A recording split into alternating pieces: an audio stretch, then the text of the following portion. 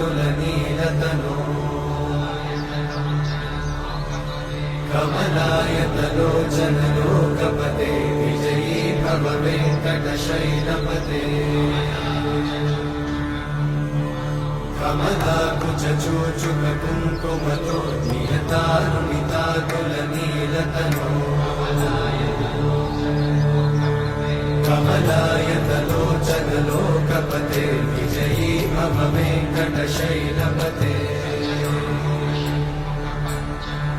सचतुर्मुख षण्मुख पञ्चमुख प्रमुखाखिल दैवतमौळिमणे शरणागत वत्सल सारनिधे परिपालय मां वृषशैलपते अभिवेलतया तव दुर्विषहैरनुवेलकृतैरपराधशतैः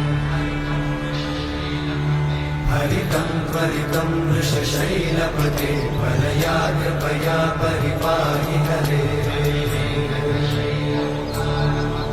अधिवेङ्कटशैलमुदारमते जनताभिमताधिकदानरता परदेवतया गदितान्निगमयि कमलादयितान्न परं कलये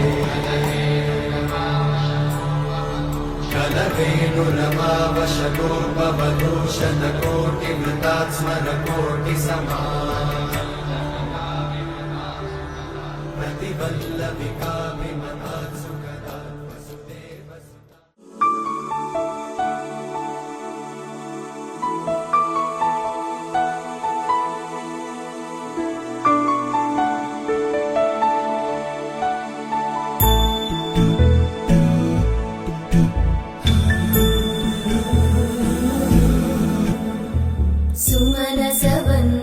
सुन्दरि माधवि चन्द्र सहोदरि हेममयि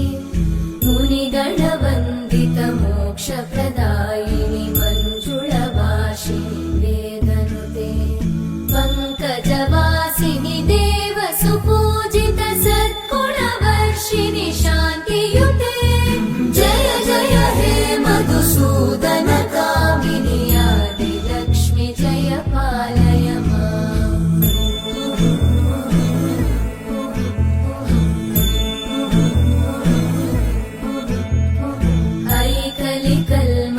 नाशिनि कामिनि वैदिकरूपिणि वेदमये क्षीरसमुद्भव मङ्गलरूपिणि मन्त्रनिवासिनि मन्त्रनुते मङ्गलदायिनि अम्बुजवासिनि देवगणाश्रित पादयुते जय जय हे मधुसूदन कामिनि धान्यलक्ष्मि जय पालय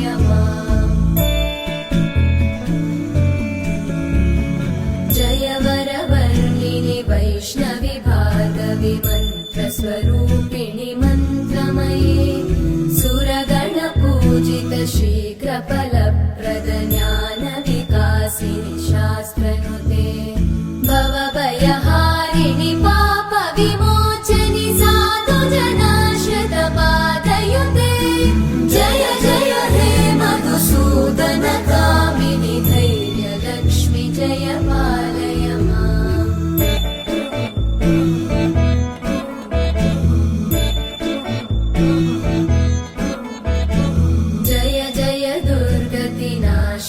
कामिनि सर्वफलप्रदशास्त्रमये रथगजतुरगपदादि समानुत परिजनमण्डित लोकनुते हरिहर ब्रह्म सुपूजित सेवित तापनिवारिणि पादयुते जय जय हे मधुसूदन कामिनि श्रीगजलक्ष्मी पालय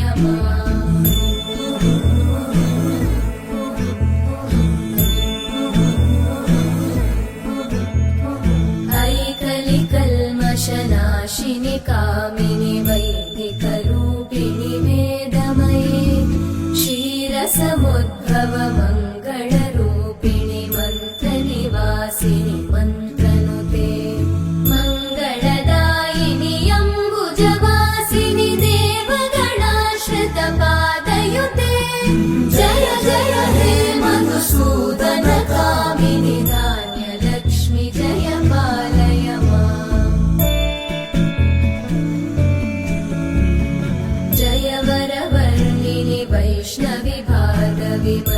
स्वरूपिणि मन्त्रमये सुरगणपूजित शीघ्रफलप्रद ज्ञानविकासिनि शास्त्रनुते भवभयहारिणि